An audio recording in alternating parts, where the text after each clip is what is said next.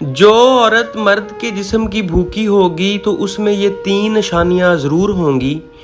Number 1, गैर मर्दों के सामने बनाओ सिंगार करना। वो औरत जो मर्द के जिस्म की भूखी होगी तो ऐसी औरत गैर मर्दों के सामने अपने जिस्म की नुमाइश करती है, बनाओ सिंगार करके और बेहुदा लिबास पहनकर गैर मर्दों के सामने आती है और वक्त आने पर मर्द के बिस्तर को भी गर्म कर लेती है।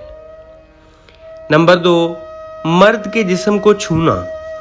वो औरत जो मर्द के जिस्म की भूखी होगी तो ऐसी औरत मर्दों के साथ बातें करते वक्त या उसके साथ काम करते वक्त बहाने बहाने से उसके जिस्म के कुछ हिस्सों, ख़ास तौर पर उसके हाथों, उसके गालों और उसकी गर्दन को चूमती है। औरत ये सब मर्द की तवज्जो हासिल करने के लिए करती है और इसके साथ हम बिस्तरी करने के लिए इशारा देती है।